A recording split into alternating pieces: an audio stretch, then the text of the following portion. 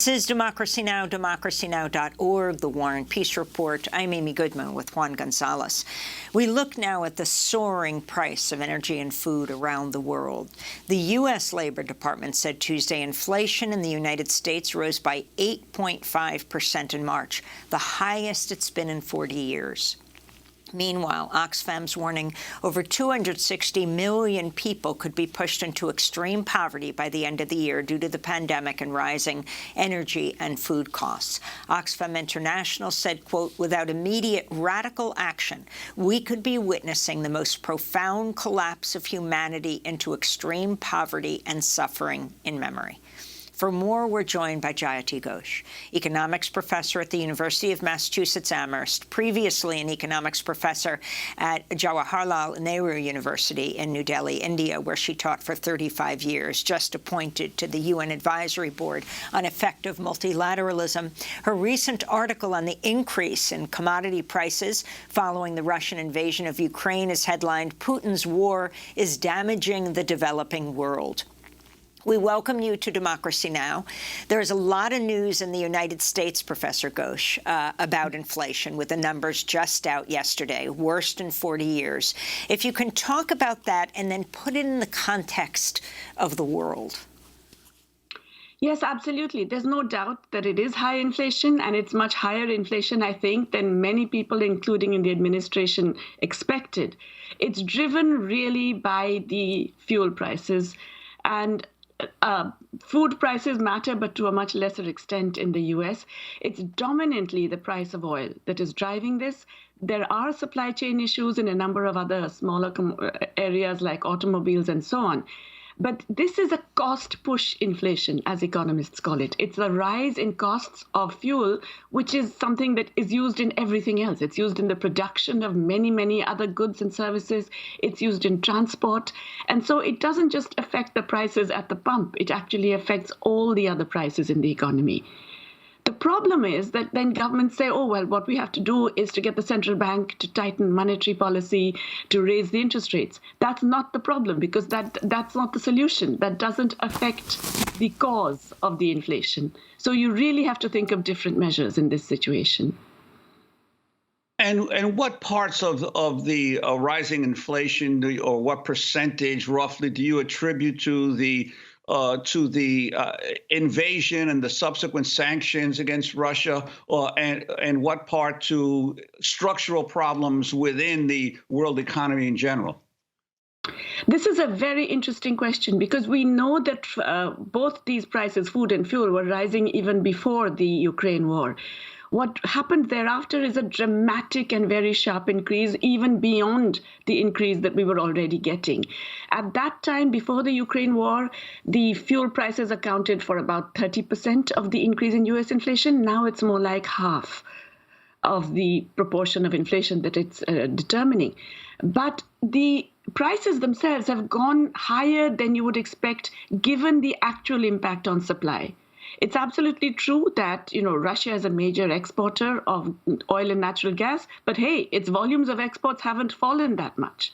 They've just been diverted to other countries. It's also true that both Ukraine and Russia are major suppliers of food grain. Ukraine does wheat and oilseeds. They also supply fertilizer. So all of those are impacting food production globally. But the prices have actually shot up well beyond what you would expect through just that supply decline. And that's because there's been very feverish speculative activity in what are called the commodity futures markets. These are markets anticipating the price 1 month from now, 3 months from now. And those prices have just gone haywire over the last 6 months, with massive involvement of speculative activity and then declines in them as they rush out of one commodity into another. So a lot of the destabilizing impact of speculation on what are called these futures markets is impacting the current price, the spot market, as well. And there's been an economic impact on the global South, obviously from inflation and fueled, as you say, also by the after effects of the war. But there's also been, and this hasn't been noted too much in the media coverage in the West, a sharp divergence in public opinion in the global South about this war versus the public opinion in the West. In countries like Indonesia, some of the largest countries in the world, Pakistan, Brazil, China, public opinion is much more sympathetic to the Russians than it is to Ukrainians, certainly much more so than in the West. I'm wondering why you think that is happening. Well, let me take your second question first. I think what is really striking, and I don't think people in the West realize it, is the extent to which the hypocrisy in the sort of moral double standards are evident in this Ukraine war. I mean, yes, it is terrible what is happening. It is a brutal and completely unjustified invasion, and people are dying and people are suffering. But more people have died in Yemen in the last 3 months with arms provided by the US and very, very brutal attacks. Children are starving in Yemen and in Afghanistan because of US policy. And so, everyone else in the world is saying, how come it's only when they are white Europeans who are affected that you care at all? I think I don't think people in the West realize the extent to which they have absolutely lost moral legitimacy in terms of the very, very different reaction they have exposed in this war to white European lives and all other lives in the rest of the world. This is not lost to anyone in the developing world. There is a very, very strong reaction. And this is going to affect all kinds of things. It's going to affect the possibilities for multilateralism. It's going to affect whether G7 has any standing at all to ask countries to do anything. And it's going to affect whether people go along with the US and Europe in doing sanctions when the US and Europe wants to do it, but not for other equally terrible acts that they themselves are party to. So I really do believe that people in the West need to wake up and realize how much damage has been done to their own conception, very limited conception of what is moral and ethical, when the rest of the world is very, very evident of what is going on. I was wondering, Professor Ghosh, if you can talk about the actual corporations, if you could name names of the large corporations that are making a killing off of what's happening right now, that are making huge profits. I mean, we know when it comes to, for example, gas, and many people in the United States have asked, they would say, well, people are paying $5 or $6 because of the Russia's war in Ukraine. But it turns out that ExxonMobil and BP, all these oil companies, are making more money right now than ever in their history. If you can talk about the same when it comes overall to inflation and food prices as well. So this is the whole issue that, once you get some increase in prices, companies see this as a terrific way of quickly making additional profits by raising their prices even more than is justified. So yes, there is, as I mentioned, this cost push element. But what you're also getting is profiteering, plain and simple. So companies, as you mentioned, in the oil sector, companies in the food sector, companies in a range of other sectors are raising their prices much more than is justified by the increase in their own costs. And they can do this because there's a whole atmosphere of inflation expectation. And this enables them to, there are no limits. I mean, this is a time when really you have to have public policy which is regulating companies like this. And it's possible, the governments can do it. You have to regulate the companies that are openly profiteering. You have to set some controls on the prices of essentials that enter into all other prices. And fuel is one of them. You really have to make sure that those prices are regulated and determined. So the notion of this free market is completely false because these are big, fat companies, oligopolies that can control the market. And so you really have to make sure that governments regulate those prices. The same thing is true internationally. We are getting the big players in agribusiness raising prices of basic grains and foods well beyond what is justified by the increase in costs. And this is affecting people in the developing world who are already much worse off than those in the US and Europe, who already experienced the pandemic much worse because they had decline in employment, falling livelihood, falling money wages. They haven't had a recovery. Their governments haven't had the money to spend that has been spent in the US and Europe. They are still well below levels of employment that were there before the pandemic. And now they are facing these huge increases in food prices and fuel prices that really are just going to make massive increases in poverty and hunger globally. So we have to address the problem at the root, which is in terms of the ways in which prices are structured, the companies that are allowed to get away with straightforward profiteering in times of crisis, and bring in regulations and controls that will prevent that. And in speaking of these protests that have begun to develop, especially in the developing world, in Sri Lanka, there was a mass protest over the cost of essential goods. And on Tuesday, the country stopped its international debt payments, effectively defaulting on its debts. Do you foresee a potential debt crisis across the developing world as a result of this, of these inflationary forces? Yes, absolutely. And this is something we had predicted a year ago, actually, even before the Ukraine war. The Ukraine war has, if you like, accentuated and intensified the problem.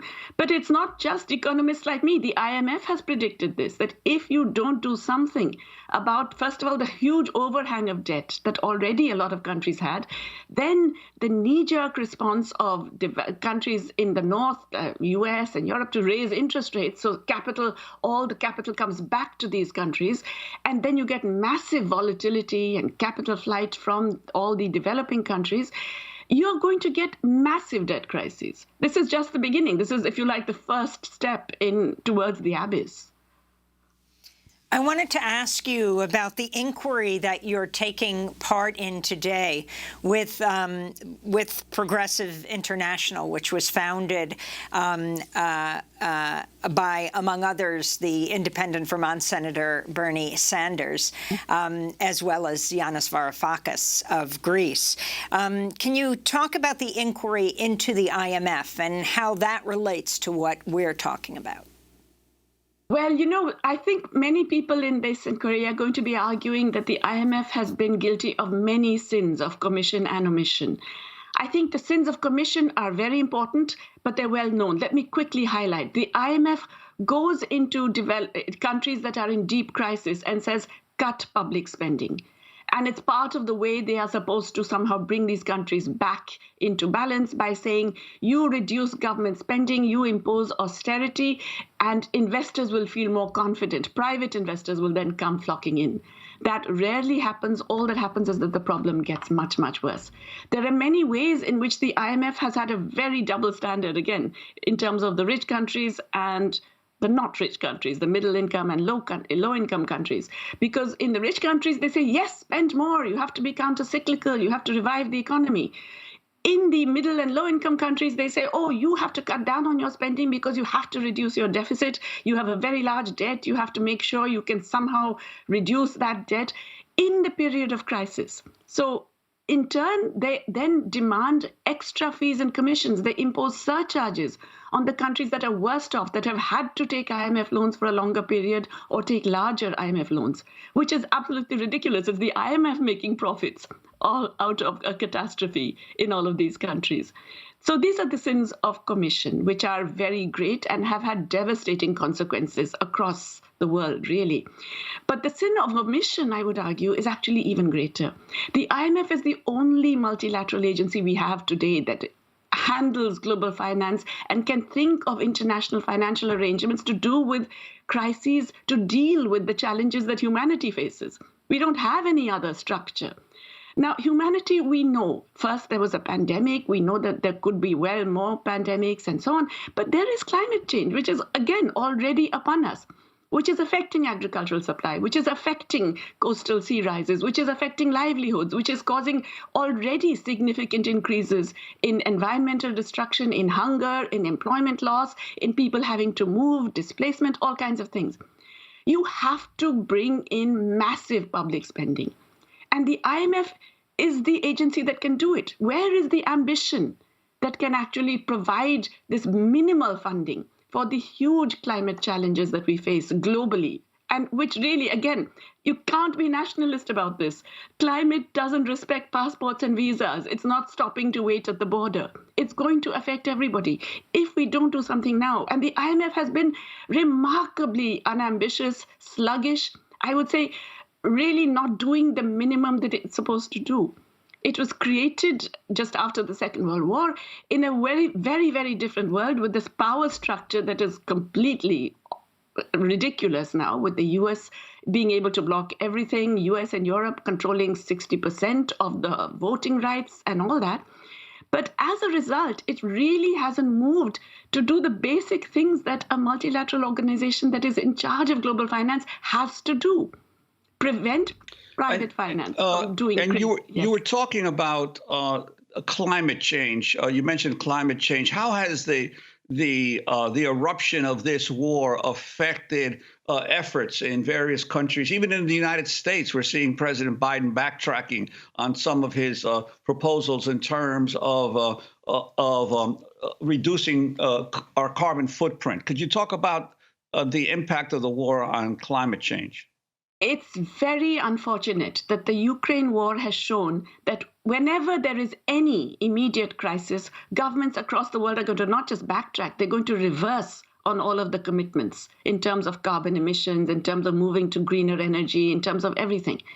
So even a war like this, which is, let's face it, a limited war in one part of Europe, is causing everyone in the world to completely forget about all of their major promises and strategies. Some countries going back to coal, some countries emphasizing, the dirtier kinds of fuel, forgetting about all of the attempts, instead of saying, well, look, now let's actually push for greener energy because oil prices are high. Let's push for greener energy. They're saying, no, quickly grab all the possibilities for the dirtiest energy possible. It's the United States, it's Europe, it's India, it's China, it's everyone in the world. No country has actually, or very few countries have actually said, let's use this as an opportunity to move much more directly into green energy sources with public funding, which is really what should be the response. This is terrifying because it means today it's the war, tomorrow it can be anything else. Governments are not committed. They're not seeing the writing on the wall. They're not recognizing the clear and present danger of a climate catastrophe.